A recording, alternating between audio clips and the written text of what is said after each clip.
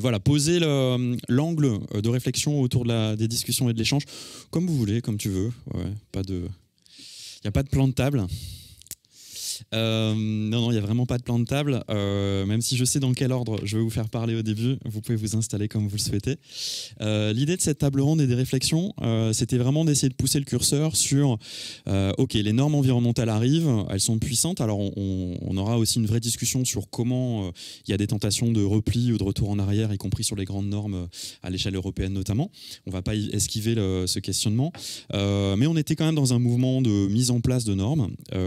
Donc on voulait se demander à quel point on pouvait faire de ce qui paraissait une contrainte une opportunité et voir à quel point justement l'usage des normes environnementales pouvait être utile et comment. Pour ça, je suis ravi d'avoir un panel que je trouve extrêmement complémentaire. Pour les avoir eus les uns et les autres au téléphone, je me dis que ça a bien marché, mais on fera le bilan dans une petite heure, hein, vous nous direz. Voilà, donc là, ouais, c'est ça, je vous ai mis un peu de pression. Je vous propose de juste commencer par un petit tour de présentation hyper rapide. En 3 mots, si vous deviez vous présenter, qu'est-ce que vous diriez de vous? En commençant par toi, Olivia. C'est toi qui as perdu, tu t'es mis juste à côté de moi. Hein. Ouais, non, vas-y. Bon, ça marche? Ok.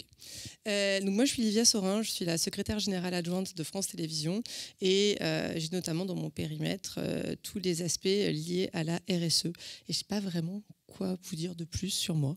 Mais c'est bien, tu as respecté l'exercice qui était de le faire extrêmement synthétique.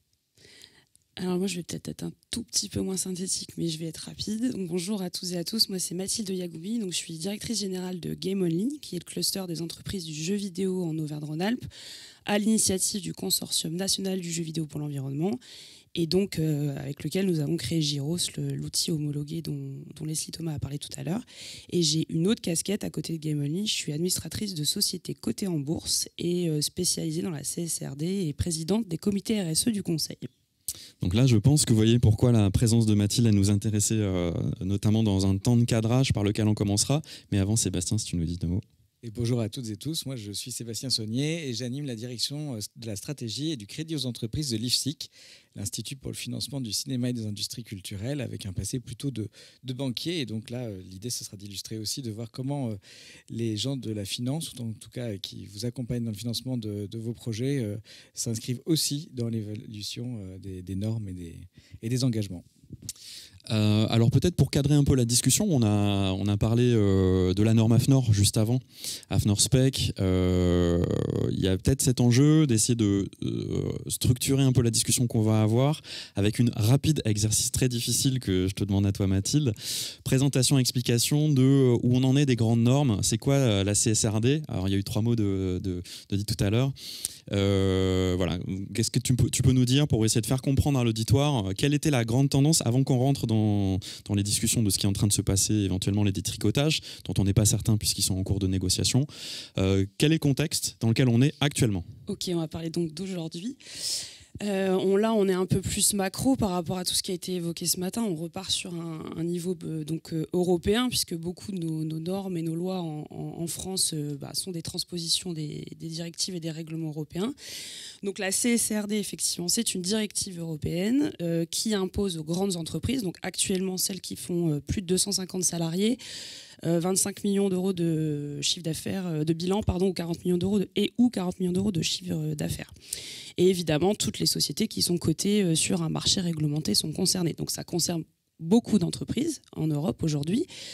Il y en a énormément qui publient cette année leur premier rapport de durabilité. Donc ce que demande la CSRD à ces grandes entreprises, c'est de publier, donc, même si c'est un état de durabilité pour être précis, dans lequel elles vont expliquer donc, au marché, à leurs parties prenantes, à leurs salariés, bref, à toutes les personnes qui ont envie de lire cet état de durabilité, à la fois donc, comment elles agissent par leurs activités et ont possiblement une conséquence par ces activités donc, sur ces parties prenantes. Ça peut être donc, social, sociétal et environnementale, mais également à l'inverse, comment la société, l'environnement peut avoir un impact direct ou indirect sur leurs activités. Donc c'est la fameuse matrice de double matérialité qui est la grande nouveauté de CSRD, où chaque entreprise doit réfléchir donc, à ses incidences dans les deux sens et publier des plans pour à la fois expliquer comment elle va s'adapter aux changements actuels, donc encore une fois sociétaux, sociaux et environnementaux,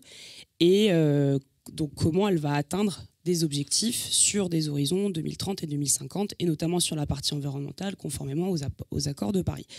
Donc ce sont des travaux colossaux qui sont demandés aux entreprises. Ça a dû, je pense que vous en reparlerez, mais ça a nécessité beaucoup d'embauches, beaucoup de compétences, beaucoup d'investissements, beaucoup d'argent pour ces entreprises. Et ce qui nous intéresse, c'est que la CSRD, au-delà de, j'allais dire, le poids réglementaire administratif que ça représente, c'est surtout et avant tout un outil de gestion et de pilotage pour une entreprise. Et ce qui nous intéresse surtout ici, c'est les parties prenantes, puisque à la grande entreprise, on lui demande de rapporter tout ça, mais sur un niveau de prestataires et de partenaires sur, aujourd'hui, alors où on se parle, 3 rangs. Donc fournisseurs de rang 1, fournisseurs de rang 2, fournisseurs de rang 3, prestataires, etc. Donc même si vous n'êtes pas concerné, si vous travaillez aujourd'hui ou vous travaillerez demain avec une grande entreprise, elle sera tôt ou tard obligée de vous demander aussi à vous de reporter sur un certain nombre de choses. Donc ce que tu nous racontes, c'est que cette norme qui est massive, qui oblige à du reporting qui jusqu'ici n'existait pas pour les grandes entreprises, de la traçabilité, un gros exercice de traçabilité, certes elle s'applique aux très gros, mais par effet de cascade, finalement, tout le monde est embarqué dedans.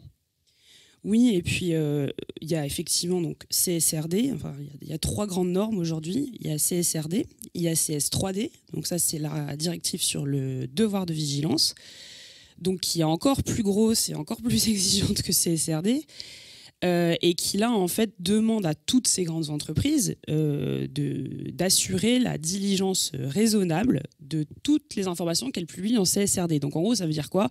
C'est qu'elles doivent prouver leur bonne foi, la transparence, l'exigence dans laquelle elles ont récolté ces données, et vérifier que par leurs activités, sur un certain nombre donc, de cascades, elles ne mettent pas en danger les droits humains fondamentaux, elles ne mettent pas en danger le climat, la biodiversité, etc. Et après, vous avez une 3e grande directive qui s'appelle la SFDR. Et là, c'est plutôt côté banque et assurance, où en gros, c'est l'équivalent de CSRD, mais donc pour les banques et les assurances. Et là, de la même manière, la directive demande donc à tous ces acteurs de montrer patte blanche sur les 3 piliers donc, de la RSE. Et donc, effectivement, la conclusion, c'est que même si on pense qu'on pourra y échapper, même si Omnibus passait demain dans les conditions où elle a été proposée. Juste petite incise, Omnibus, on en reparlera après, ouais. C'est ce qui est en train de se négocier en ce moment à l'endroit de l'Europe et qui essaie de détricoter un peu tout ce que tu nous racontes. Et ça, on se le garde pour tout à l'heure. Ok, donc qu'importe ce qui se passe, j'allais dire, de facto, d'ici 2030, par effet de cascade, très concrètement, par exemple, demain, vous allez demander un prêt à la banque.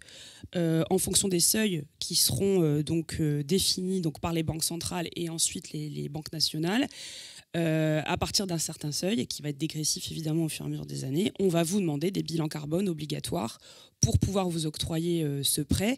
Alors au début, ce sera comme aujourd'hui incitatif, mais progressivement, on va demander aux banques de ne plus prêter aux activités qui ne seront pas capables de démontrer qu'elles ont engagé une démarche de transition écologique notamment. Ça nous paraissait important de rappeler que le système de pression normative que vous vivez, vous, à l'endroit spécifique des activités du cinéma ou des activités culturelles, il s'exerce sur l'ensemble du champ de la société aujourd'hui, très logiquement, en réponse aux crises environnementales qui sont là, qui sont agissantes, et donc notamment par le biais de ces nouvelles grandes normes. Alors, je voulais peut-être t'amener sur cette question qui est, alors tu l'as dit, par effet de cascade, ça a des impacts sur l'ensemble des écosystèmes d'acteurs. Est-ce que tu perçois, comment tu perçois à ton endroit, encore une fois très en surplomb, la réception de cette norme par les grandes entreprises, entre résistance et engagement, est-ce qu'elles le voient comme une opportunité ? Comment tu verrais leur positionnement, et puis peut-être une question complémentaire, c'est est-ce que tu as l'impression que c'est agissant au bon endroit, c'est-à-dire d'une transformation du système, ou est-ce qu'on est encore sur des choses qui restent transformation cosmétique ? J'ai l'impression qu'il y a une évolution aussi dans la manière dont le travail se faisait au sein des grandes entreprises. Alors, je dis toujours, il y a une France à 2 vitesses sur ces sujets-là. En tout cas, sur toutes les casquettes que j'ai aujourd'hui, ce dont je peux témoigner, c'est qu'au départ, ça a été douloureux, ça a été complexe, parce que ce sont des textes complexes et leur mise en œuvre est complexe. Et comme je le disais tout à l'heure aussi, ça coûte beaucoup d'argent et de temps aux entreprises de se mettre en réglementation, en alignement avec ces réglementations. Mais ce que je peux constater quand même, c'est qu'une fois, j'allais dire, la vague réglementaire passée, une fois tout ça posé sur papier et analysé par les équipes, parce que c'est ce qui est important, hein, dans CSRD, il y a aussi une grosse notion de gouvernance, donc il faut que toute l'échelle de l'entreprise soit impliquée, du conseil d'administration en passant par les CODIR, les COMEX et puis les managers. Une fois qu'on a posé tout ça et qu'on a réfléchi en équipe, en fait, on se rend compte dans beaucoup d'entreprises que finalement, la CSRD, ça aide à piloter sa boîte à moyen long terme, ça aide à identifier les segments d'activité à risque et de se dire finalement peut-être que ça on va arrêter, peut-être que ça on va le faire autrement, et par contre cette activité-là elle est potentiellement source de rémunération et de succès dans les prochaines années, parce que ça contribue d'une manière ou d'une autre, par exemple, à l'adaptation au changement climatique. Et en fait, dès lors qu'on a passé la vague réglementaire, on se rend compte que c'est hyper utile et que ça permet aux dirigeants, en tout cas, de réfléchir à l'avenir de leur boîte. Parce que, pour rappel, la CSRD, avant tout, l'objectif, c'est que les entreprises soient durables et donc elles existent encore en 2030 et en 2050.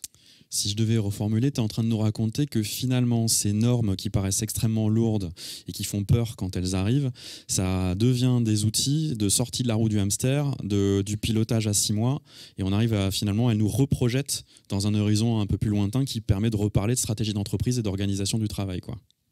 Oui, exactement. C'est là où c'est difficile, parce qu'il y a des dirigeants qui sont très moteurs sur ces sujets, qui ont envie de travailler là-dessus et qui voient une vraie opportunité business aussi, hein, quand même, parce qu'il ne faut pas oublier qu'une entreprise, à la base, son objectif, c'est de faire du business. Mais on a encore certains, je pense, qui ont des difficultés aussi à se projeter là-dedans et à changer, hein, parce que c'est aussi de la conduite du changement. Mais quand même, je pense qu'aujourd'hui, on est sur, en tout cas en France, on est sur une population de chefs d'entreprise qui est relativement volontaire. Et la France est quand même un des premiers pays européens qui a transposé cette directive. On est un des premiers pays européens, avec les pays nordiques, à avoir publié cette année donc des premiers états de durabilité, là où il y a encore la moitié des pays européens qui n'ont pas encore transposé la directive. Donc je pense qu'on peut quand même souligner que la France est en avance, la France est moteur et leader dans ces sujets. Et sur la partie audiovisuel, cinéma, jeux vidéo, je ne peux que confirmer qu'on est vraiment leader européen et même mondiaux, en tout cas pour la partie jeux vidéo sur ces sujets-là. Justement, tu m'y amènes sur ta deuxième casquette. Là, on n'est plus dans le recul complet des grandes entreprises, mais on rentre dans le champ de l'audiovisuel et notamment des jeux vidéo. Comment ça vient travailler, comment tu n'es pas schizophrène et tu viens articuler ces grands enjeux et l'endroit de travail plus spécifique des jeux vidéo. Alors, au-delà du fait qu'on est positionné en tant que pionnier, un peu à ton endroit. Ça fait vraiment le lien, effectivement, parce que quand le CNC a annoncé le plan action en 2021, si je ne dis pas de bêtises, au même moment, on a eu effectivement toute cette vague CSRD, les dates de transposition et de mise en œuvre pour les entreprises françaises. Et nous, dans le jeu vidéo, finalement, il y avait ces deux événements finalement convergés vers le fait qu'en tant que syndicat, instance représentative des employeurs du secteur, on s'est dit que si nous, on n'agissait pas pour accompagner les boîtes à passer cette étape et à les accompagner dans cette nouvelle page de notre histoire, personne d'autre finalement le ferait. Donc ça a démarré par la norme. On s'est dit, OK, il y a tout ça qui arrive, il faut qu'on agisse. Et aujourd'hui, en 2025, on voit bien que non seulement il y a une réelle prise de conscience des chefs d'entreprise sur à la fois ce qui se passe dans les 4 murs de l'entreprise, donc les scopes 1 et 2 pour les experts de la salle, mais surtout, nous, dans notre secteur, ça a été un peu évoqué ce matin, on a beaucoup de sujets sur le cycle de vie, puisqu'un jeu vidéo, une fois qu'il est sorti sur le marché, il peut durer 20 ans. et il peut être mis à jour tous les ans, voire plusieurs fois par an. Donc là où une œuvre dans l'audiovisuel ou le cinéma, une fois qu'elle est sortie sur écran, elle ne bouge plus, nous on a cette vraie contrainte de vie du contenu. Et donc, conséquence, 90% de l'impact du jeu vidéo, c'est chez le joueur. Une fois que le produit est sorti, c'est pas tant sa fabrication, c'est sa consommation, donc ça pose beaucoup de sujets. Et de l'autre côté aussi, prise de conscience du devoir en termes de production de contenu, parce que c'est le premier produit culturel consommé aujourd'hui dans le monde, en France, le jeu vidéo. Donc il y a beaucoup de créatifs, de producteurs, de dirigeants qui se disent maintenant qu'est-ce qu'on peut faire aussi sur ce sujet-là, et ça ouvre des sujets hyper intéressants techniquement. Je ne vais pas m'étendre, mais quand on parle de Scope 4, la notion d'impact évité, c'est comment demain, dans un monde idéal et merveilleux, on pourrait arriver à mesurer le fait que par la production de contenu qui incite le joueur, le spectateur à changer lui-même ses pratiques dans son quotidien sur notamment les questions d'environnement, et comment on pourrait mesurer un jour le fait que par la production de nos œuvres, on a pu influencer sur un changement de comportement. Et ça, c'est le Graal. J'espère qu'un jour on y arrivera. Mais c'est hyper intéressant intellectuellement, techniquement, scientifiquement. Et là aussi, on travaille avec l'ADEME, le CNC et tout un tas d'acteurs aussi comme le Shift Project pour travailler là-dessus. Le Scope 4, que certains parfois connaissent sous le nom jargonneux de ombre climatique, où on se demande effectivement l'effet positif de ce qu'on est en train de provoquer et à quel point il compense justement les impacts stricto sensu négatifs et les émissions directes ou indirectes. Merci pour ce premier tour. On reviendra sans doute vers toi, Mathilde. En tout cas, on a déjà entendu comment la norme, aussi lourde soit-elle, venait dans une logique de structuration. Finalement, accompagner des dirigeants d'entreprise dans un monde en train de changer très vite, à réfléchir à leur positionnement stratégique et à leurs enjeux de demain. Donc c'est pas un petit atout que de provoquer ce travail. Et on a aussi entendu l'effet d'acculturation au sein des entreprises, comment ça transforme de l'intérieur. C'est un peu aussi ce que disait Leslie sur la logique d'influence, comment ça vient influencer ensuite des réflexions plus larges autour du contenu, des choses comme ça. Merci Mathilde. Ça me fait une belle transition avec Livia à un endroit du coup plus lui directement qui est celui de l'audiovisuel, donc France Télévisions. Déjà, est-ce que tu as envie de réagir un peu à ce qui vient d'être dit et plus généralement à ton échelle qui est plutôt quand même une grosse machine, comment on accueille et on intègre cette montée en normes et ces questions de normes, CSRD, CS3D, tout ça. Oui, merci beaucoup, merci David. Moi, ce qui m'a intéressé dans ce que Mathilde nous a évoqué, c'est quand même que oui, en première intention, se confronter à ces nouvelles régulations, ça fait quand même un choc, même pour une entreprise comme la nôtre. France Télévisions, c'est à peu près 9000 salariés, c'est un chiffre d'affaires qui dépasse les 3 milliards d'euros. Pour autant, quand on a commencé à rentrer dans la CSRD, j'avoue qu'on n'était pas très serein. On se disait, mais mon Dieu, et pourtant on part pas de nulle part. On est quand même déjà soumis à un reporting extra-financier assez intense, avec une DPEF qu'on rend chaque année. On a des instances de gouvernance qui sont évidemment déjà sensibilisées à ces sujets, donc pareil, on ne part pas de zéro non plus. Pour autant, c'était pas simple. Nous, on a fait un choix qui était celui, évidemment, d'être accompagné, parce qu'on peut se le permettre, et c'est très juste ce que tu as évoqué, Mathilde, tout le monde n'est pas en capacité de le faire. Pour autant, on a choisi un accompagnement que je qualifierais d'assez light, parce que nous, très vite, on a compris que cette norme-là, soit on l'a poussée vers l'ensemble des équipes de France Télévisions en leur disant votre rôle, c'est de participer au reporting de 372 points de données, et voilà, entre telle période et telle période, à l'aide d'un outil, soit on essayait de faire du judo avec et de transformer une contrainte en une opportunité. On s'est dit qu'on avait plutôt essayé de faire ça. Donc on a voulu être très autonome dans notre manière de nous approprier la CSRD, avoir un accompagnement pour être sûr qu'on ne partait pas dans le décor, mais pouvoir être autonome sur ce qu'on écrivait, la manière dont on allait y réfléchir, la gouvernance qu'on allait mettre en place, etc. Donc c'est un choix qu'on a fait dès le départ en se disant il y a moyen de faire quelque chose avec ça.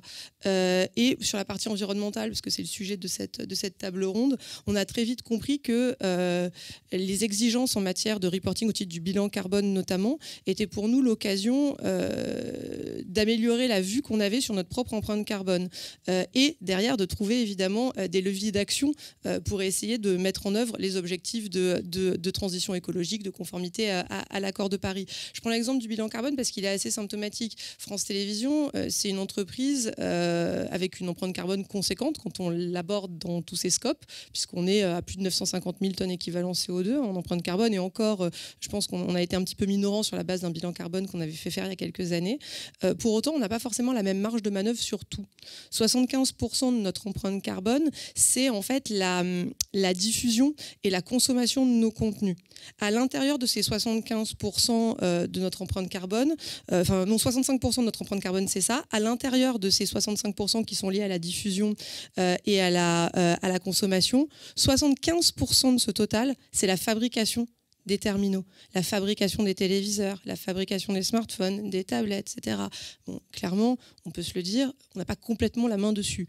Donc, je dirais qu'on peut être évidemment moteur dans les négociations avec les équipementiers pour essayer d'avoir des équipements toujours plus sobres. Pour autant, je dirais que notre capacité à agir, elle n'est pas maximale à cet endroit-là. Par contre, à l'intérieur de cette brique-là, il y a une toute petite part sur laquelle on peut agir, qui est la question de la diffusion et de la consommation de nos contenus, notamment sur le numérique. Quand vous regardez France.tv sur votre ordinateur, votre tablette, là, c'est notre application que vous consommez. Donc, au-delà du fait que votre smartphone consomme de l'énergie, nous, on peut paramétrer notre application pour que, quand vous regardez sur un plus petit écran, il y a un mode éco qui s'active et que, du coup, votre empreinte carbone, quand vous consommez de la vidéo, elle soit moins importante. Donc, on a mis le paquet sur ça, sur l'éco-conception de France.tv, en se disant, on a la main là-dessus. Bien que ce soit pas énorme, on a la main, on y va. 25% de notre empreinte carbone, là, je vous ai fait 65%, mais il y a une grosse partie sur laquelle on ne peut pas agir. 25%, c'est la fabrication de nos programmes. Ça, on en est en partie responsable directement. On a une filiale de production, France Télé Studio. On s'est dit qu'il fallait qu'on intensifie l'éco-production. On s'est dit qu'on avait aussi un rôle à jouer vis-à-vis de l'ensemble de l'écosystème. On a une clause RSE maintenant qui demande à l'ensemble des producteurs avec lesquels on travaille de nous transmettre leur bilan carbone et qui les invite à tendre vers l'éco-production. Là aussi, on a une action. Et je sens que je suis trop longue et que tu veux me couper. Non, mais c'est typiquement pour faire aussi le lien entre ce qui venait d'être dit. Il y a une logique d'effet de cascade, en fait. Exactement.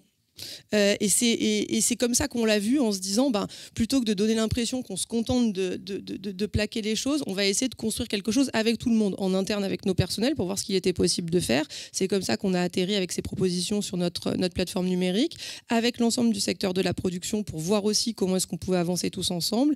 Et j'en viens au reste des 10% de notre empreinte carbone qui est entre guillemets vraiment notre empreinte carbone la plus directe possible puisque c'est toutes nos consommations d'énergie hors cœur de métier, c'est les déplacements domicile-travail, ça va être l'alimentation, etc. Et là aussi, on va mettre en place un plan d'action, sans mauvais jeu de mots avec le plan action dont on fait le bilan aujourd'hui. Mais voilà, pour essayer de nous améliorer. Mais tout ça pour dire que la norme, certes, c'est une contrainte en première intention. Après, je pense qu'il est tout à fait possible de réussir à la retourner et d'en faire une force et un outil de conduite du changement. Pour rejoindre exactement ce que disait Mathilde et ce que tu rappelais, David. Peut-être pour rebondir sur ce dernier point, tu m'avais glissé dans les échanges préparatoires que vous alliez aller jusqu'à imaginer une convention, tu as appelé citoyenne, je crois que c'est le mot que tu utilisais, en interne à l'entreprise, pour essayer de véhiculer ces éléments de transformation. Donc on part d'une norme bien pénible avec du tableau de reporting Excel jusqu'à finalement un endroit de délibération démocratique au sein de l'entreprise. Ouais, pour nous c'était super important parce qu'on se rend compte qu'on a une communauté RSE très active et très engagée à France Télévisions, mais on se disait que mettre en œuvre la CSRD et notamment actualiser notre plan de transition écologique, qui est une des briques de la CSRD, ça allait nécessiter la contribution de tout le monde et pas simplement de ceux qui sont déjà convaincus. Et donc pour ça, en fait, notre présidente l'a annoncé en janvier dernier, mais on va la lancer d'ici une dizaine de jours. On va lancer une grande convention citoyenne interne à France Télévisions sur le climat. Et l'idée, ce sera des gens qui seront tirés au sort dans l'entreprise pour réfléchir à des actions qui pourraient nous permettre justement de respecter notre trajectoire de réduction de notre empreinte carbone pour être conforme aux accords de Paris. Et tout ça va nous aider, nous, direction de la RSE, à construire le plan de transition écologique, nouvelle version de France Télévisions. On s'est dit que voilà, effectivement, tu as raison, on part d'un truc qui est parmi les plus abstraits possibles pour en faire quelque chose de très concret où chacun, dans son quotidien de travail, sera invité à formuler des propositions pour contribuer au plan de transition de France Télé. Pour rebondir aussi, tu as évoqué l'idée d'amener une clause RSE. Alors j'entendais déjà les cerveaux cogiter dans la salle et dire encore un truc auquel il va falloir se conformer. Comment justement vous articulez cette logique de clause à l'existant, de la norme existante, ou voilà, comment vous imaginez ça? J'en reparlerai aussi avec Sébastien tout à l'heure. Non, bien sûr. Alors nous, l'idée, c'est pas d'être coercitif. Déjà, c'est de dire à l'ensemble du secteur, on est responsable ensemble. Typiquement, l'empreinte carbone de toutes les productions qu'on diffuse sur nos antennes, elle rentre dans notre bilan carbone, même si on ne les produit pas directement. Donc, disposer du bilan carbone que les uns et les autres sont déjà obligés de transmettre au CNC dans le cadre de l'éco-conditionnalité des aides, voilà, c'est entre guillemets un envoi en plus, mais qui pour nous est déterminant pour bien mesurer justement notre empreinte carbone au plus juste. Ensuite, cette clause, elle invite effectivement l'ensemble du secteur à une démarche qu'on veut incitative, c'est-à-dire inviter les producteurs, quels qu'ils soient, à tendre vers la labellisation de leur production. Et d'ailleurs, on n'est pas jugeant, on parle évidemment de la labellisation EcoProd. Je vois Pervenche dans le public dont on est membre fondateur, évidemment, mais on n'est pas discriminant. Le référentiel AFNOR-SMEC est extrêmement intéressant également. On y reviendra plus tard, parce que je pense qu'il y a des articulations qui seraient salutaires entre ces différentes initiatives qui, à mon sens, sont davantage d'ailleurs par construction complémentaires que concurrentes. Mais donc voilà, comment est-ce qu'on fait? Beaucoup d'incitations, de l'accompagnement. Cette clause RSE, elle n'est pas coercitive, elle n'est pas punitive. Et on essaie surtout nous-mêmes de montrer que c'est possible. Parce qu'à un moment donné, entraîner l'ensemble de la filière, si on n'essaie pas d'être exemplaire soi-même, ça ne fonctionne pas très bien. Donc, que ce soit nous, via France Télévisions Studio, notre filiale de production, c'est vrai qu'on a été pionnier en matière d'éco-production et qu'on essaie de le rester. On est en route, on espère, en 2025 pour notre 3e étoile EcoProd sur un si grand soleil. J'espère que ça va pouvoir se faire. On a plusieurs de nos fictions comme Alex Hugo, etc., qui sont labellisées. Au-delà de ça, on sent un mouvement auprès de l'ensemble des boîtes avec lesquelles on travaille. On a de plus en plus de programmes de jeux qui sont éco-produits. Ça, c'est inédit. Jusque-là, l'éco-production, c'était quand même au départ plutôt les œuvres. Le flux était quand même au départ beaucoup moins présent. On sent qu'il y a quelque chose. On essaie de l'encourager. Moi, je crois beaucoup dans le fait d'inventer des solutions ensemble, et je crois beaucoup, ça nous amènera à une autre question, j'imagine qu'on verra plus tard, dans l'action des pouvoirs publics pour justement accompagner ce changement et valoriser à leur juste mesure les initiatives vertueuses. Et on va se la garder, celle-là. Voilà. Il faut bien qu'on se garde un peu quelques biscuits pour la suite, mais puisque tu étais là sur la norme AFNOR et toujours partie éco-production, je posais la question à Leslie tout à l'heure. Est-ce que déjà le mot prescripteur, tu le revendiques à l'endroit de France Télévisions? Il y a un petit côté quand même, vous êtes un peu au centre de l'écosystème, donc potentiellement une capacité à prescrire des comportements, à les accompagner. Est-ce que ça rejaillit aussi sur le type de contenu que vous allez accompagner? Voilà, comment ça vient aussi irriguer les réflexions que vous avez sur ce que vous montrez? Ouais, c'est une très bonne question, et on se la pose systématiquement parce qu'on part du principe que toute action de notre part en matière de transition écologique doit marcher sur deux jambes. La première qui est celle de notre exemplarité interne en tant qu'entreprise, et la deuxième qui est celle à un moment donné de notre cœur de métier, qui est quand même à un moment donné de montrer des contenus à des gens. Et pour nous, évidemment, qu'on est aussi attendu sur le type de contenu qu'on propose. Alors c'est vrai que la transition écologique, au départ, elle s'est beaucoup traduite, et c'était une nécessité, plutôt sur notre offre d'information. On a triplé le nombre de sujets consacrés à l'environnement dans nos JT en 4 ans. On a créé le JT météo-climat qui, pour la première fois, remet un peu la météo dans le contexte plus large, et à mon sens, c'est nécessaire, du changement climatique, pour ne pas avoir à se réjouir du fait qu'il fasse 25 degrés en février, parce qu'en effet, il n'y a pas foncièrement de quoi s'en satisfaire. On a une directrice adjointe de la rédaction qui est en charge exclusivement des sujets climat-environnement, mais plus récemment, on a décidé d'aller un peu titiller la partie fiction. Nous, on n'a pas vocation, encore une fois, c'est un peu ce que disait Leslie, moi je pars du principe qu'on n'a pas vocation à brider le processus créatif. Par contre, il y a des choses qu'on a essayé de faire à notre modeste mesure. Pour prendre un exemple, toujours sur notre fiction Un si grand soleil, un si grand soleil qu'on produit nous-mêmes, c'est une fiction où vous allez voir régulièrement des personnages, et c'est pas du tout le centre de l'intrigue, qui font du tri, qui font du vélo, bref, qui adoptent des comportements éco-responsables, ou qui se posent des questions sur l'avenir de la planète, etc. Donc on s'est dit que sur des produits comme ça qui sont très quotidiens, dans le quotidien des gens, une fiction quotidienne, c'est dans le salon tous les soirs, dans de nombreux foyers, c'était important pour nous de commencer à distiller l'idée que la transition écologique n'avait pas simplement vocation à être anxiogène, mais pouvait également constituer un futur désirable. Et c'est un peu ça qu'on essaye de porter, encore une fois, à une modeste mesure qui est la nôtre. Et il n'est pas question pour nous de conditionner des aides ou des soutiens, évidemment, au fait que ces récits soient mis en avant. Néanmoins, on considère qu'on a un rôle, comme tout l'écosystème à jouer, pour contribuer à réinventer les récits et les écritures, pour essayer de faire en sorte que ce qui est perçu comme très anxiogène aujourd'hui puisse être davantage perçu comme désirable. Alors tu parles très vite, si tu veux boire un verre d'eau, hein, c'est le moment. J'en ai pas en fait, ça c'est que des verres qui étaient déjà servis, je l'ai adoré. Ça c'est des nouveaux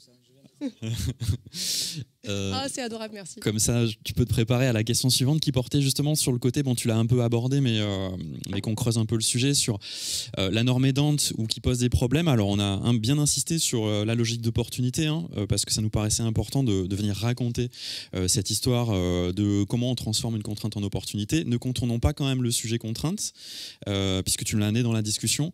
Donc voilà, comment vous gérez l'aspect contrainte à l'endroit de France Télé, et qu'est-ce que tu veux nous partager sur ce sujet?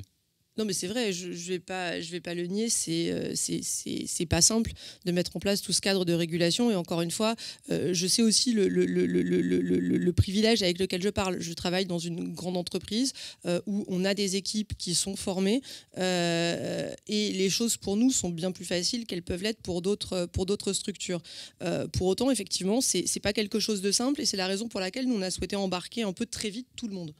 Depuis les membres de notre CODIR, en passant par notre conseil d'administration, en passant par nos salariés et nos téléspectateurs qu'on a consultés sur la matérialité d'impact de nos enjeux, parce que ça nous paraissait important de construire ça avec tout le monde. C'est Mathilde qui parlait de parties prenantes, c'était très important pour nous. Mais la norme, pour moi, elle a un mérite. C'est quand même celui de fixer un cap et d'engager finalement l'ensemble des acteurs dans une démarche qui est vertueuse. Les accords de Paris, ils nous obligent, et la CSRD, d'une certaine manière, nous permet de documenter la manière dont on s'y prend pour être à la hauteur de cette ambition qui nous est fixée collectivement. Pour ce qui concerne la CSRD et la CS3D, à date, puisque tout l'enjeu consiste à ne pas dévoiler après ce que vous allez évoquer sur les évolutions potentielles à venir. Mais en tout cas, elles viennent ajouter, à mon sens, des exigences à la fois sur la qualité de la photographie qu'on prend de l'état d'une entreprise et sur la transparence des informations qu'on délivre à tous ceux qui peuvent avoir un intérêt à savoir ce qu'on fait. Pour nous, on n'est pas une entreprise cotée, mais on est l'entreprise de tous les Français, puisqu'on est financé avec, avec votre TVA à tous désormais. Et à cet égard-là, il nous semble qu'en matière de redevabilité, ça veut dire quelque chose. Et pour nous aussi, la CSRD, c'est l'opportunité pour nous, France Télévisions, de vous dire à vous toutes et tous qui on est, ce qu'on fait, en quoi est-ce qu'on contribue favorablement ou défavorablement aux enjeux environnementaux, sociaux et de gouvernance, parce que la CSRD, c'est pas que l'environnement, même si on parle beaucoup de ça ici. Et donc au final, c'est un peu ce que je vous disais tout à l'heure sur essayer de transformer une contrainte en une opportunité. Et être transparent, c'est jamais une mauvaise chose, surtout quand on est un média public. Et peut-être dernière question avant de donner le bâton à Sébastien, donner le micro à Sébastien. Qu'est-ce que tu attendrais? Je sais qu'il s'agissait d'en parler aussi et de poser les choses. À ton endroit, France Télévisions, qu'est-ce que tu pourrais attendre des parties prenantes? Bon, les pouvoirs publics, mais peut-être pas que, l'ensemble des parties prenantes, dans un aller-retour aussi avec peut-être des spectateurs, vos équipes. Voilà. Qu'est-ce que tu attends des parties prenantes dans l'écosystème pour que ça bouge?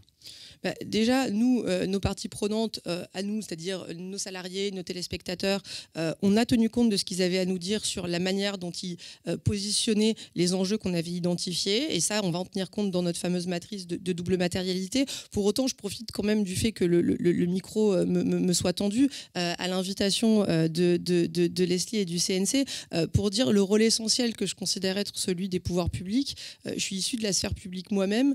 Je continue de porter une conviction très profonde sur le fait que l'action publique a le pouvoir d'accélérer les transformations, parfois même de les susciter. Je pense qu'avec l'éco-conditionnalité des aides, on était exactement dans ce registre-là.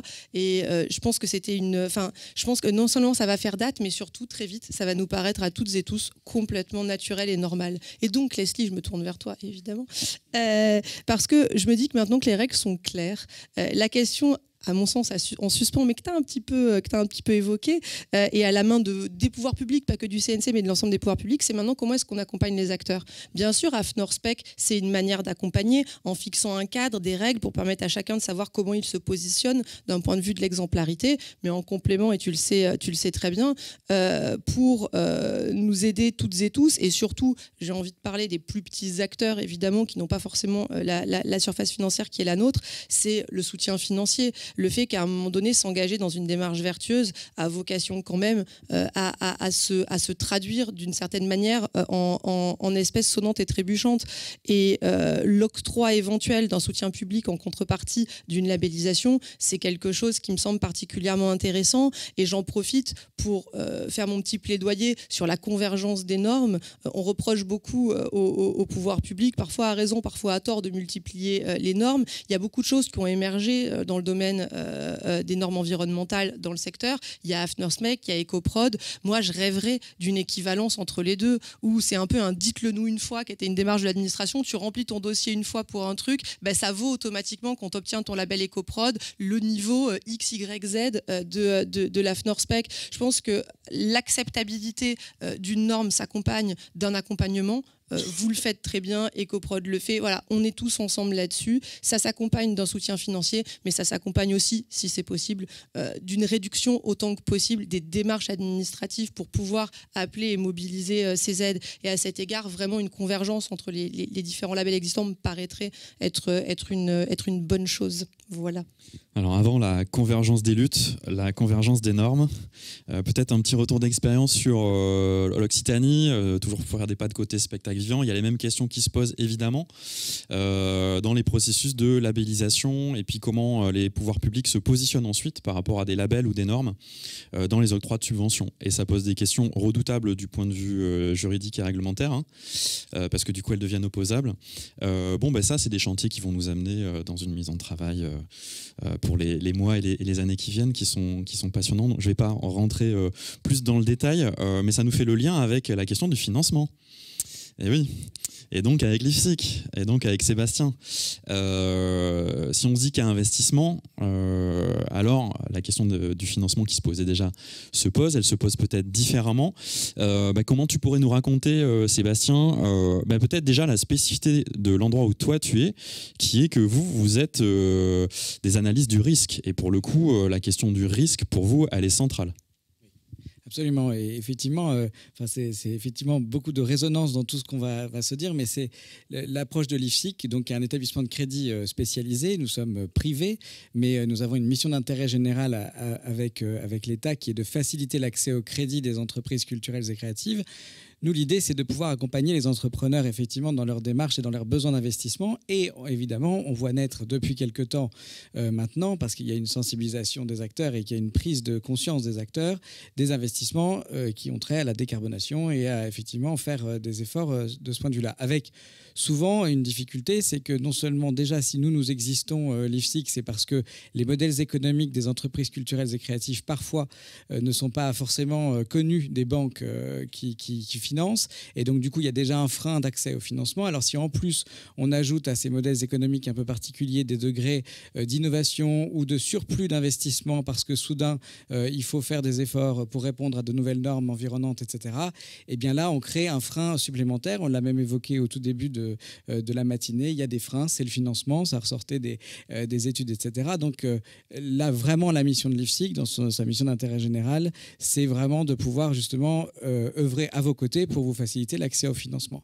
On est par ailleurs effectivement contraint de plus en plus par des normes qui s'appliquent pour le moment plutôt à des grandes entreprises, ce qui n'est quand même pas le parterre de la plupart des entreprises culturelles et créatives. On est quand même beaucoup sur des TPE, PME qu'il faut encore beaucoup sensibiliser et faire monter à bord de toutes ces démarches, parce qu'on a bien compris qu'en revanche, ces normes, elles viennent de plus en plus à un degré de taille d'entreprise de plus en plus petite. Et donc l'idée était aussi d'être incitatif de ce point de vue-là et d'être initiateur dans la réflexion et de pouvoir accompagner accompagner.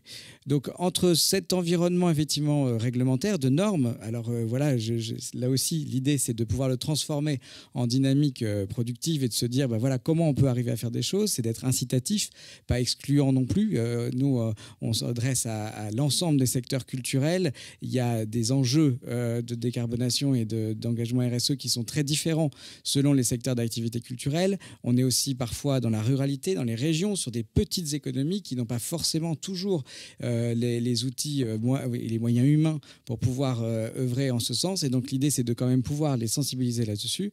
Et donc avec tout cet environnement réglementaire, les politiques publiques qui se sont structurées aussi, puisque l'idée aussi, c'est que toutes les initiatives qui ont été prises, notamment par le CNC, mais aussi par le ministère de la Sébastien, Culture. avant qu'on arrive jusque-là, je voulais qu'on se fasse un petit pas de côté, qui était, vous en tant que IFSIC, vous êtes dans l'écosystème de la réglementation bancaire.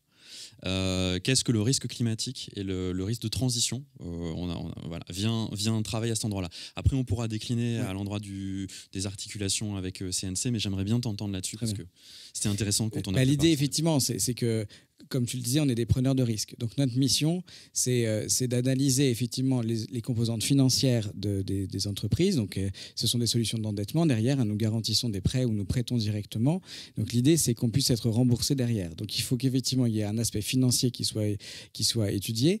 Mais de plus en plus, et maintenant on le voit, il y a des entreprises culturelles qui y sont confrontées. Il y a des risques climatiques auxquels elles sont confrontées et qui peuvent faire vaciller ces entreprises. Donc aujourd'hui, nous aussi, dans l'interprétation du risque, nous intégrons la composante de quelle est la stratégie de ces entreprises face à ces risques climatiques et comment sont-elles outillées pour opérer leur transition par rapport à cela. Et donc effectivement, ça fait partie des éléments qu'on échange maintenant. C'était important que tu l'exprimes parce que c'est nouveau. Et ça se joue à la fois à l'endroit des banques et des assurances. Alors là, on n'a pas eu la chance d'avoir un assureur autour de la table, mais voilà, ça se joue à ces deux endroits, qui est l'analyse du risque, les nouveaux risques et du coup les implications financières de la prise en compte ou pas, avec évidemment un bonus pour ceux qui font de la prévention et qui prennent en compte et qui anticipent le risque. Même accéder évidemment au financement, puisque l'enjeu c'est que comme on accompagne les entreprises à moyen long terme, parfois à 7 ans, 10 ans, on voit déjà des effets, des impacts climatiques. À 5, 7 ans, 10 ans, ça ne se sera pas amélioré malheureusement. Alors du coup aussi en préparant ce temps d'échange, tu m'as raconté que l'IFSIC lui-même, à l'instar de France Télévisions à côté de moi, s'est aussi posé la question de sa propre transformation. Et vous avez engagé votre propre plan de transition, je crois que c'est comme ça qu'il s'appelle, plan de transformation. Enfin, c'est un plan stratégique. Et dans le cadre de notre plan stratégique, en effet, qui a été adopté fin 2023, nous avons un axe majeur qui est d'accompagner le financement des entreprises dans le développement durable et l'innovation qui les accompagne souvent. Donc il y avait plusieurs axes effectivement d'accompagnement. D'abord, on a consacré des moyens. Il y a 25 millions d'euros qui d'ici 2027 sont consacrés au minimum pour l'accompagnement des investissements qui ont trait à ces aspects-là. Dans notre plan stratégique, on avait quelques contraintes. Je vous les ai exposées un peu tout à l'heure. C'était de s'adresser à l'ensemble des secteurs culturels et créatifs, donc qui ont des disparités dans l'approche de tout cela. C'était de bien rester dans la mission d'intérêt général de l'IFSIC, qui était de faciliter l'accès au crédit et donc de ne pas être coercitif, comme on le disait tout à l'heure. C'était de ne pas réinventer l'eau chaude, c'est-à-dire vraiment s'impliquer dans les politiques publiques qui existent. Et donc, de tout cela, on a créé un plan stratégique. Alors, il y a eu des effets, effectivement, dans nos relations avec les entreprises. Et puis, il y a eu la partie interne. Peut-être juste pour... j'avais commencé, effectivement, à l'évoquer sur les relations avec les entreprises. Aujourd'hui, on a mis à jour tous nos formulaires de demande, que ce soit de garantie de prêt ou de prêt en direct, pour qu'il y ait une partie d'éléments qui nous soient communiqués, non pas que financiers, mais aussi sur toute la prise de conscience de ces enjeux écologiques et puis des stratégies, des plans d'action qui sont éventuellement mis en œuvre par l'entreprise. Cela permet ensuite aux équipes de l'IFSIC de pouvoir interpréter, comme on le disait juste à l'instant, l'aspect financier, mais aussi l'aspect plan stratégique sur l'éco-responsabilité. Nous avons formé nos collaboratrices et collaborateurs sur ces sujets en amont pour qu'elles soient plus expérimentées aussi sur le sujet et que le dialogue qui s'instaure avec les entreprises soit constructif. Où est-ce que vous en êtes quand on a parfois des dossiers avec des questions ouvertes qui amènent un niveau d'information plus ou moins abouti? Ça donne déjà un peu un degré de maturité de l'entreprise au regard de ces éléments. Mais parfois, parfois, ça va nous inciter, nous, à nous dire, mais est-ce que vous avez déjà entendu parler du plan action du CNC? Est-ce que vous êtes déjà allé voir les dispositifs d'aide du CNM pour le plan transition des lieux de diffusion, par exemple? Etc. Et donc, ça nous permet, nous, de creuser un peu et de savoir où en est l'entreprise dans son avancée. Et on note également en interne ce niveau d'engagement. Et pour ça, on s'est beaucoup inspiré du référentiel AFNOR et des travaux qui ont été conduits autour. On a également repris les items, en gros, du référentiel AFNOR et des niveaux d'engagement.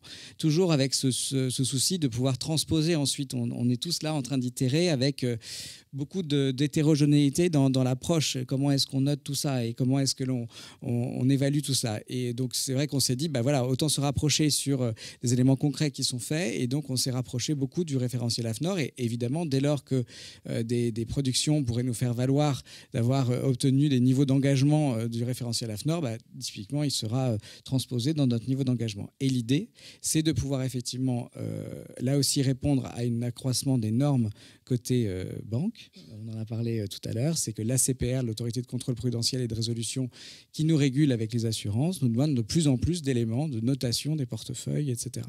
Donc tout ça est mis en œuvre depuis début 2024 avec les entreprises. On a évidemment plus de facilité à le faire sur le prêt en direct parce qu'on est en contact direct avec les entreprises. Sur la garantie, bien là, on a une hétérogénéité d'acteurs bancaires et des niveaux de maturité et de sensibilité des collaborateurs des banques qui ne sont pas toujours au niveau pour pouvoir nous transmettre des informations quant aux éléments des entreprises. Mais on continue d'œuvrer de ce point de vue-là. Puis en interne, peut-être, puisqu'on parlait de la transformation aussi de l'IFSIC, bien effectivement, ça a été de le mettre, mais un peu comme pour France Télévisions, à tous les endroits de la gouvernance.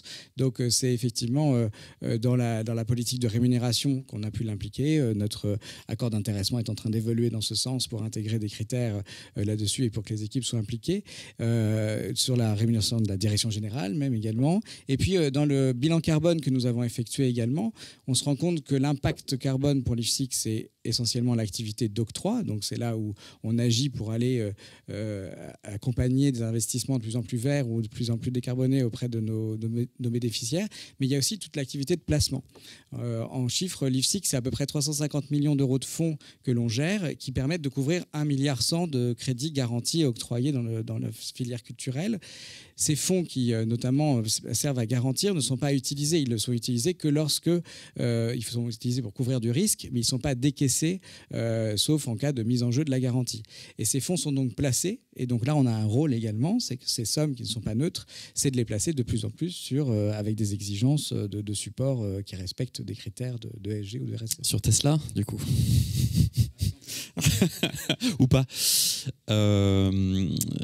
Donc on voit bien dans ce que tu nous racontes à quel point il y a une pression normative globale, là en l'occurrence le cadre réglementaire bancaire autour de ces sujets, qui vient irriguer une transformation de structure, donc y compris au sein de l'IFSIC où les équipes se forment, les enjeux de rémunération aussi bougent autour de ce sujet-là, et que par effet de ricochet, l'ensemble de nos acteurs ont un intérêt à se mettre en ordre de marche, puisqu'ils sont en ordre de marche, ils rentrent bien dans les nouvelles cases. On est d'accord que ces nouvelles cases, pour l'instant, elles sont... Alors, il y a un enjeu de convergence des normes, et elles sont, pour l'instant, on est d'accord, essentiellement qualitatives, même si vous mettez une note. Elles sont qualitatives, mais on essaye de le transformer en notation avec ce que ça vaut. C'est-à-dire qu'il y a un enjeu ensuite de savoir qu'est-ce qu'on va faire de cette notation au moment de l'octroi d'un prêt, par exemple. On se dit, l'entreprise que l'on accompagne est à un niveau d'engagement en transport et mobilité niveau 2 parce qu'on voit, par exemple, les exemples qui étaient repris par Leslie tout à l'heure. Mais pour autant, ces efforts qui sont consentis là, peut-être que dans 5 ans, ça va devenir des efforts de niveau 1 parce que ce sera la base de ce qui pourra être exigé. Donc il va falloir qu'on engage aussi ce suivi-là. Et de la même manière que les banques notent la performance financière des entreprises et l'update vis-à-vis de nos régulateurs, notamment la CPR, on sera probablement amené à faire évoluer cela. Donc tout l'enjeu, et c'est pour ça que le niveau d'engagement était un début de système de notation quelque part, et c'est ça qui nous intéresse, c'est de pouvoir effectivement le transposer un peu en chiffres. Un jour peut-être on aura comme des bilans et des comptes de résultats côté financier pour la partie éco-responsabilité, ce serait super et ce serait applicable à tout le monde, mais pour le moment, c'est pas le cas. En tout cas, on voit bien comment le foisonnement des envies d'agir quand même nous oblige à un moment donné à nous demander comment on va pouvoir faire vraiment converger les différentes stratégies pour que ça soit cohérent en bout de ligne. C'est un vrai sujet. Est-ce que ça vous donne envie de réagir, Mathilde, Olivia, le retour d'expérience de Sébastien? Sinon, moi, je voulais vous emmener sur une question un peu transversale. Là, on fait effectivement comme si rien n'allait changer. Si rien ne changeait, est-ce que vous pensez que ce qu'on est en train de poser comme grande norme, grand cadre d'action, suffit? Ou est-ce que vous-même, vous en êtes au stade à vous dire peut-être il nous faudrait des endroits où on va plus loin? Là, je pousse le bouchon un peu, volontairement. Moi, je veux bien réagir et répondre à ce qui vient d'être dit. Déjà, c'était super intéressant sur la partie hardware, parce qu'évidemment, on est dans la même problématique et qu'on parle de fabricants de hardware qui sont très rarement européens, donc pas soumis aux réglementations que nous. Bon, voilà. Mais ce qui me donne de l'espoir, c'est justement une autre norme, c'est le passeport produit numérique, qui est une autre directive européenne qui a aussi rentré en vigueur et qui oblige en fait à tous les constructeurs, fabricants et distributeurs de produits sur le marché européen à horizon 2030 appliquer un passeport produit numérique sur chaque produit où le consommateur pourra à la fois avoir les informations de durabilité, de réparabilité, de recyclage, etc. des produits. Et donc le hardware est évidemment concerné, tous les produits informatiques, etc. Donc nous, en tout cas, on nourrit beaucoup d'espoir sur ce sujet-là parce qu'encore une fois, on n'est pas responsable de ce que le joueur va acheter pour jouer. Même si on essaie d'inciter à prendre la seconde main, etc. Mais c'est compliqué. Donc quand même, la norme peut aussi apporter de l'espoir quand dans notre scope 3 ou dans nos parties prenantes, on a peu ou pas de marge de manœuvre sur les pratiques. Donc voilà, mais après par contre, pour la deuxième question que tu viens de poser, moi en tout cas je suis partisane de pas plus de normes. On en a déjà énormément.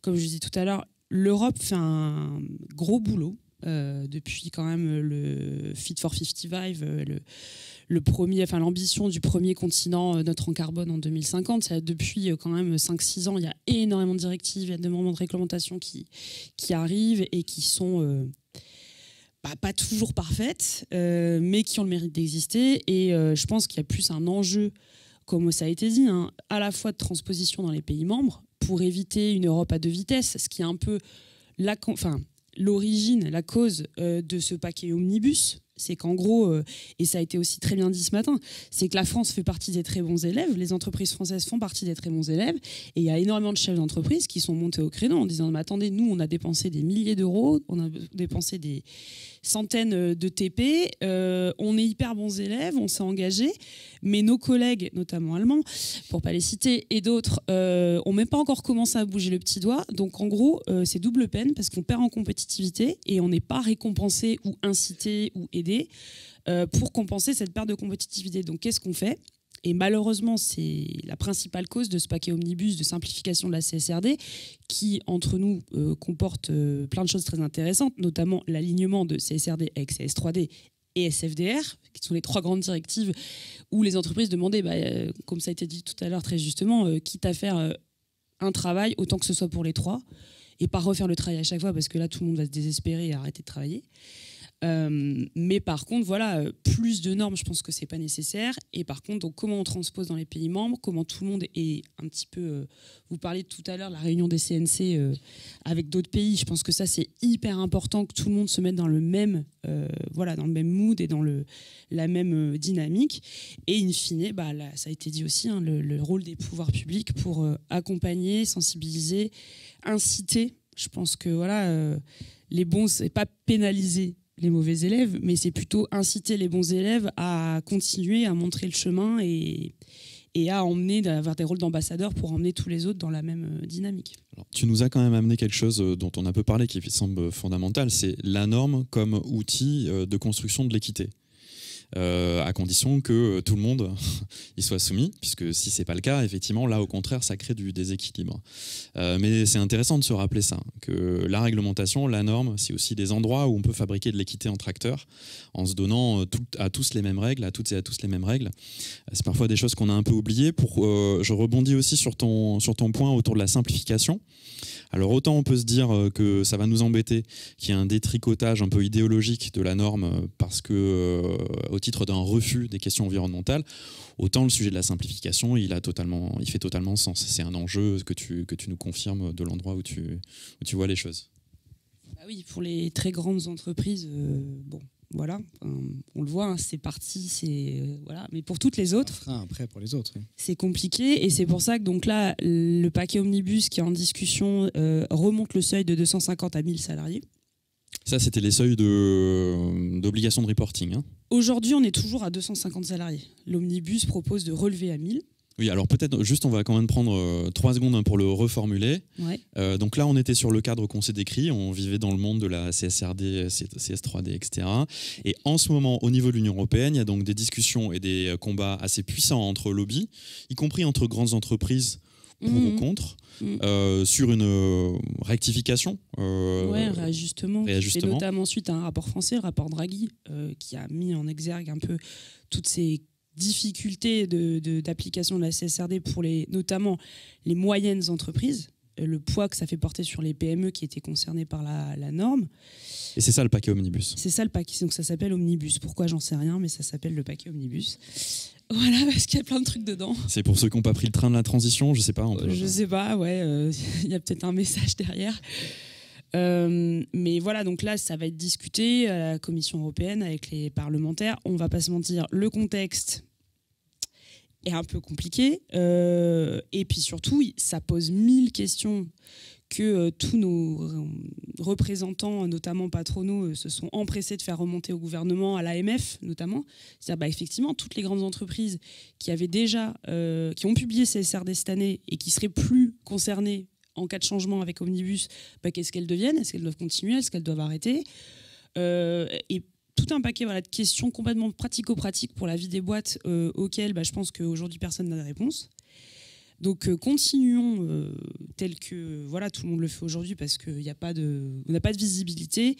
Et puis même si ça devait passer, derrière, comment ce serait transposé en France, etc., c'est très compliqué d'y répondre.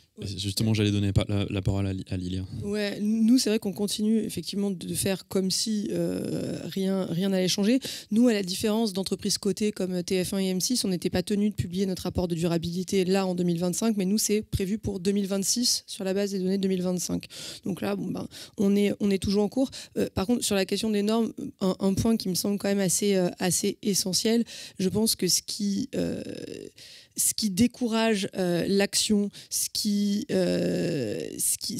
défavorise concrètement toute chance de donner aux enjeux de RSE la place qui, à mon sens, doit être la leur dans la gouvernance d'entreprise, c'est quand même à un moment donné la très grande instabilité normative.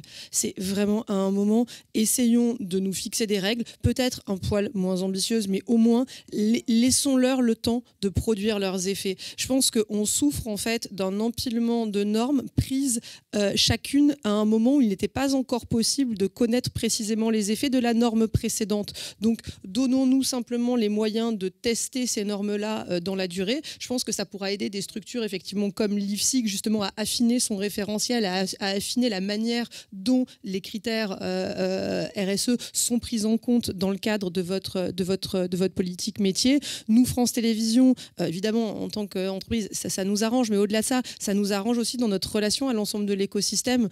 On est capable de fixer des règles, de donner des intentions à l'ensemble de nos parties prenantes, des producteurs avec lesquels on travaille, qui ne bougent pas. Et ça, je pense que c'est extrêmement important et qu'on souffre un peu de cette, de cette agitation perpétuelle qui n'est pas forcément très, très rationnelle et qui, à mon avis, n'est pas forcément l'optimum à rechercher pour nous améliorer collectivement. Sébastien, tu veux Et dire puis peut-être, non mais vraiment cette instabilité ne fait que contribuer à la défiance qu'on a vis-à-vis des normes comme une espèce de contrainte, alors même qu'on vient de se le dire aussi, elles aident à structurer et elles aident à transformer ça comme parfois, enfin comme on essaye de le faire, de transformer ça comme quelque chose de positif et qui va nous faire avancer. Et je crois qu'il faut toujours mettre en avant quand même aussi qu'à moyen long terme, ce sera des éléments de différenciation et de compétitivité qui reviendront sur le marché international, surtout au moment où peut-être que transatlantique, on se retire là-dessus. Alors c'est inéluctable, je veux dire, les phénomènes climatiques ou autres, ils sont là. Et donc je ne pense pas qu'on ait intérêt à reprendre du retard là-dessus. Il faut, nous, je pense, continuer à avancer. Et il faut juste qu'effectivement, à l'endroit notamment des strates d'entreprises qui composent beaucoup de l'économie européenne, qui sont des TPE-PME, on soit accessible là-dedans et qu'on arrête de bouger, qu'on crée des référentiels en effet communs pour qu'il y ait une comparabilité et qu'il y ait une espèce de challenge entre acteurs et une émulation qui se crée. Si on n'arrête pas de faire évoluer, effectivement, on vit ça que comme une contrainte de reporting successif, mais qu'on ne voit plus trop l'utilité. Et c'est vrai que tout le monde s'y perd un peu dans ces cas-là.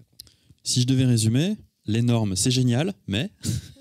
c'est génial parce que ça permet d'embarquer, parce que ça permet de réfléchir d'un point de vue stratégique, ça structure, voilà, ça permet d'avancer sur une logique concrète de transformation et de faire les pas de côté. C'est aussi des opportunités pour créer des espaces de discussion avec des parties prenantes, voire des espaces de valorisation de ce qu'on fait avec les parties prenantes. Mais il y a un sujet qui est à quel point elles sont convergentes, à quel point elles sont simples, à quel point elles sont stables. Et donc finalement, si on arrive à créer les bonnes coopérations à des échelles institutionnelles, ce qui n'est pas toujours simple, de la transversalité, ce qui n'est pas toujours simple, alors on peut imaginer poser les normes qui vont nous être vraiment utiles demain. Merci pour ce premier temps d'échange. Je ne sais pas si vous voulez rajouter un truc là à chaud, mais ce que je propose, c'est comme il est 12h33, d'ouvrir tout de suite la parole à la salle aux questions, rebonds, réactions. Comme ça, on a un vrai beau temps d'échange avec la salle et on peut continuer à discuter. Il y avait une main levée. Monsieur, ah bah oui, forcément, là, c'est votre sujet, hein. En fait, je voulais réagir parce que la CSRD, pour moi, c'est vraiment la base de données, la base des données durables. Et derrière, vous n'avez pas du tout mentionné la finalité de cette base de données. Et moi, j'ai fait mon mémoire de fin d'études sur la CSRD et son influence sur les stratégies de différenciation et sur le greenwashing.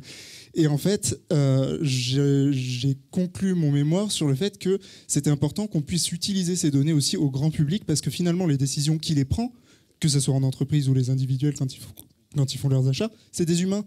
Et en fait, aujourd'hui, on va avoir peut-être les données, effectivement, on peut avoir accès aux données, mais derrière, il faut les comprendre et les comprendre de manière simple. Et ça, aujourd'hui, il y a aussi ce sujet-là qui est encore au tout début. Enfin voilà, je voulais avoir votre avis là-dessus. Donc sur l'enjeu global de la transparence, qui a envie de rebondir. Joli sujet, la transparence. Non, effectivement, c'est vrai que c'est pour ça que je l'avais évoqué tout à l'heure. Pour moi, et je le disais d'autant plus en tant que média public, la CSRD, c'est une opportunité avec la CS3D de faire œuvre de transparence et de montrer à l'ensemble des personnes. Je parlais de vous tous qui contribuez au financement de l'audiovisuel public. Ben voilà, c'est une manière de donner à voir qui on est à France Télévisions, ce qu'on fait, quels sont nos impacts positifs, nos impacts négatifs également, et comment est-ce qu'on s'emploie à nous améliorer sur l'ensemble de ces items année après année. Mais pour moi, vous avez raison, c'est la clé. Et c'est d'ailleurs en l'abordant comme ça qu'on a réussi à embarquer bien davantage nos parties prenantes internes, nos salariés, nos membres du COMEX, notre conseil d'administration, mais aussi nos téléspectateurs.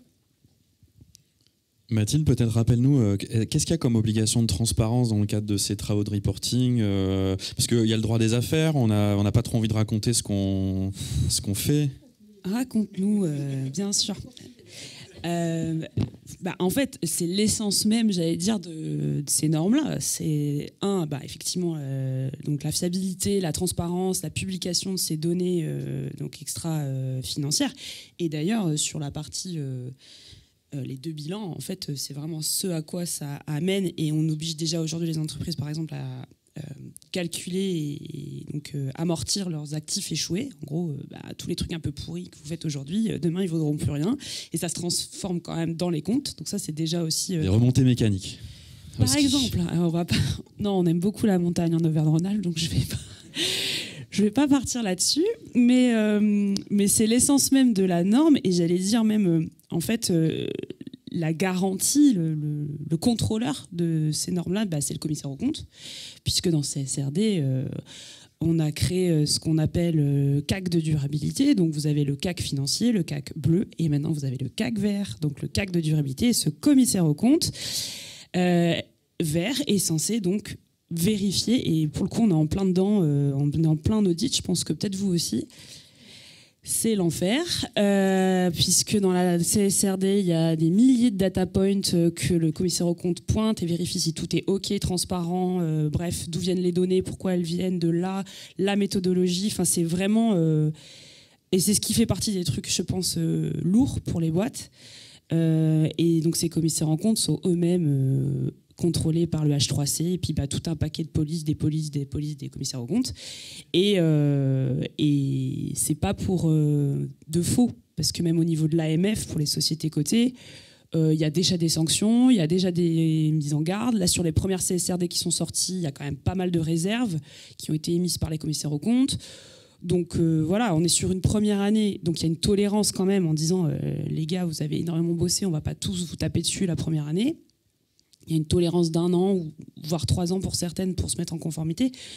Mais voilà, c'est l'essence même de la transparence. Et après, côté consommateur, j'allais dire, c'est un peu le problème. Qui lit les états de durabilité des boîtes?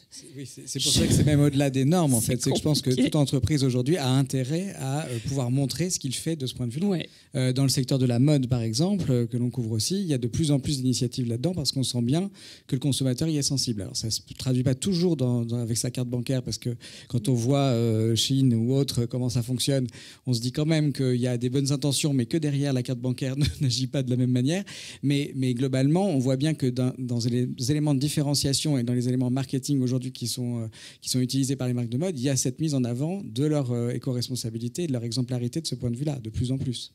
Et peut-être pour rebondir, puisqu'on m'avait demandé de faire des pas de côté spectacle vivant lors de cette matinée, et sans vouloir donner de mauvaises idées, à l'endroit du spectacle vivant, à l'endroit des festivals notamment, on a des porteurs de projets, notamment Fairly pour ne pas le nommer, qui commencent à imaginer des logiques de Nutri-Score, justement pour être dans cette stratégie-là de communication un peu vulgarisée, simplifiée auprès des citoyens, des publics, pour leur amener l'idée, là tu vas voir tel concert dans ce cadre-là, c'est pourri en fait en termes de backup production, ou alors tu vas voir tel concert dans ce cadre-là, là ça coche un peu toutes les cases que tu as envie de cocher en tant que citoyen.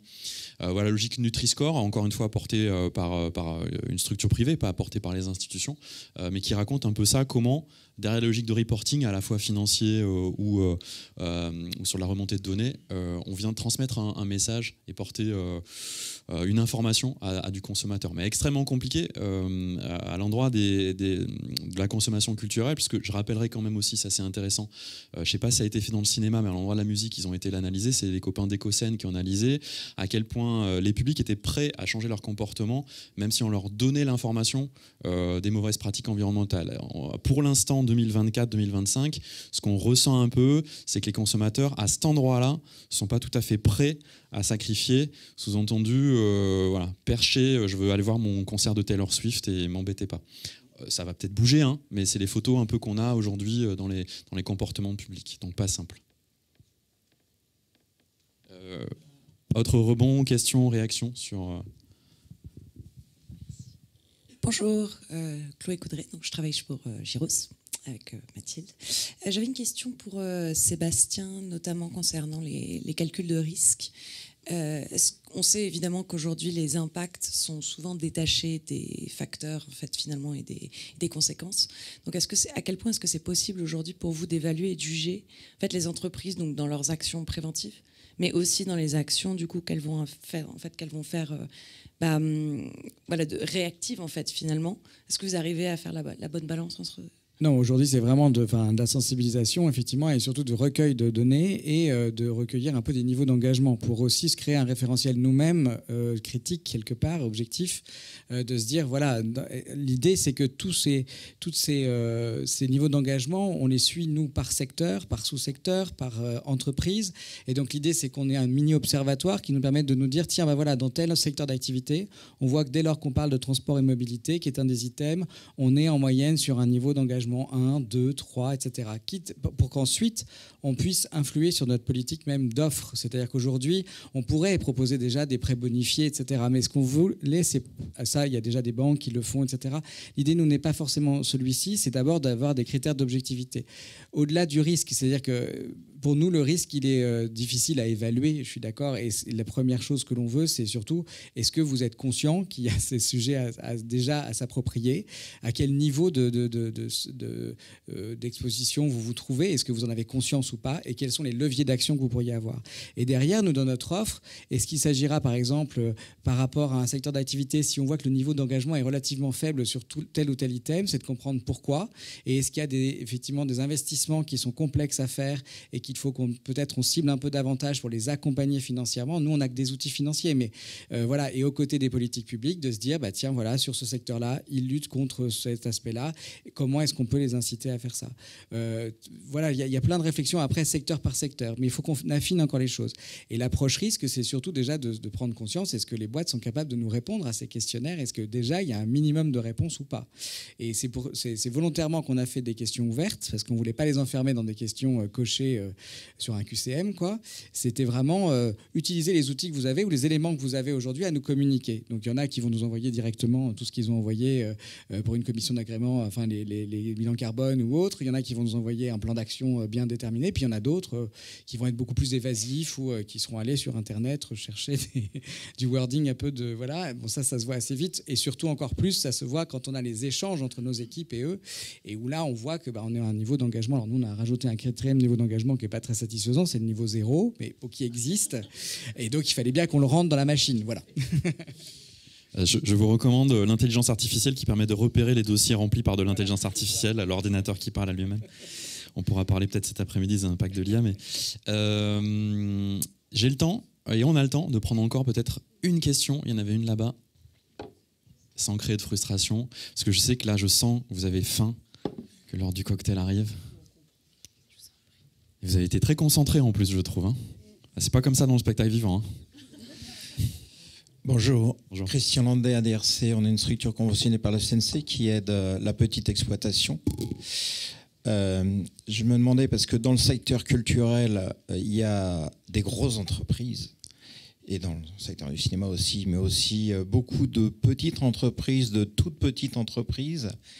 Est-ce qu'ils peuvent rentrer dans ce schéma-là, ou est-ce que comment on arrive à faire qu'ils soient concernés, parce qu'on a peut-être le sentiment que ça va intéresser France Télévisions, M6, des très très grosses structures.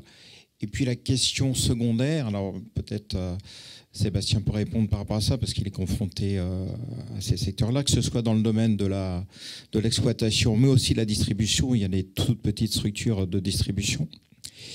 Et la question secondaire, mais qui va s'adresser plus au CNC aussi, est-ce qu'il y a une forme de valorisation possible par le centre pour des entreprises qui rentreraient dans une démarche RSE? Merci. Peut-être sur les TPE, PME et par exemple sur l'endroit des exploitants de salles de cinéma. Moi, je trouve hyper intéressant tout le travail qui a été fait de montrer le retour sur investissement qu'on pouvait avoir. Et tout le sujet du congrès de Deauville, de pouvoir montrer justement aux exploitants pour les sensibiliser sur le fait que certes, il y avait un investissement de départ, mais que derrière, on pouvait avoir un retour sur investissement, alors plus ou moins rapide, effectivement, mais que nous, derrière, financiers, avec les banques, on puisse aider ces exploitants au moment du renouvellement de leur matériel, de pouvoir faire en sorte de lisser dans le temps ce surcoût de départ, mais parce que quelque part, mathématiquement, si on a un surcoût de départ mais qu'ensuite on fait des économies, ça peut servir à rembourser un prêt quelques années. Et donc typiquement, là, on peut aider à boucler les plans de financement. L'idée, effectivement, c'est que toutes ces entreprises de TPE et PME, elles sont loin encore d'avoir intégré les CSRD et tout ça. Et nous, dans le quotidien, en fait, on ne le voit pas du tout encore. Donc l'idée, c'est vraiment de les sensibiliser là-dessus. Et un moyen un peu de carotte, entre guillemets, de les motiver là-dessus, c'est de leur dire, mais nous, on est preneurs de risques, on analyse aussi bien le risque financier que le risque de transition et le risque d'exposition des enjeux climatiques. Et donc, quelle est votre réaction par rapport à ça? Et il y en a qui ne savent rien répondre. Aujourd'hui, on ne va pas être coercitif, on continue de les accompagner, mais en leur disant, il faudrait quand même qu'on y réfléchisse. Parce que si vous êtes un festival de musique et que vous ne vous posez pas ces questions, c'est un peu gênant. Parce que nous, on en voit chaque année qui doivent annuler des dates, qui doivent reporter, etc. Ça a des impacts évidemment opérationnels et financiers. Et donc derrière, la capacité de remboursement, elle peut être obérée. Donc l'idée, c'est vraiment au détour de considérer que quand on vient voir l'IFSIC, mais comme quand on viendra voir les banques de plus en plus demain, c'est ce qu'on disait tout à l'heure, il faudra produire un minimum de bilan carbone, d'éléments là-dessus. Et donc ça, c'est notre devoir quand même de les sensibiliser sur ce sujet, d'autant qu'on opère des fonds publics essentiellement, donc c'était logique de pouvoir s'implémenter là-dedans. Donc après, nous, on est à disposition de toutes les organisations professionnelles, justement, pour un peu... c'est un des éléments de l'axe stratégique que j'évoquais tout à l'heure, c'est aussi de davantage communiquer là-dessus, sur nos capacités à pouvoir accompagner le financement de tout ça, parce qu'effectivement, il y a un frein qui est là. Donc ça, on peut tout à fait évangéliser là-dessus. Alors on me fait des grands signes qu'il est l'heure de manger. Je voudrais quand même juste pas créer de frustration s'il y a une prise de parole impérative, mais j'ai pas l'impression. Donc je vais pouvoir boucler tranquillement et pas me faire engueuler par Leslie. Non, elle est pas comme ça, Leslie. Elle est pas comme ça. Et vous annoncez la bonne nouvelle après tout ce temps de travail. J'espère que vous avez trouvé intéressant et précieux et didactique et riche et dense. Il est temps d'aller manger et de continuer les discussions autour d'un cocktail déjeunatoire qui se trouve à la terrasse, a priori encore au soleil. Il y en avait ce matin, donc on espère qu'il y en a toujours. Ah bon, dommage pour le... vous allez pouvoir cheminer, c'est vraiment sur la terrasse, en remontant sur la droite. Voilà, vous verrez de toute façon en semi-extérieur. Et moi, je voulais vous remercier de la qualité de votre attention et vous souhaiter une bonne suite.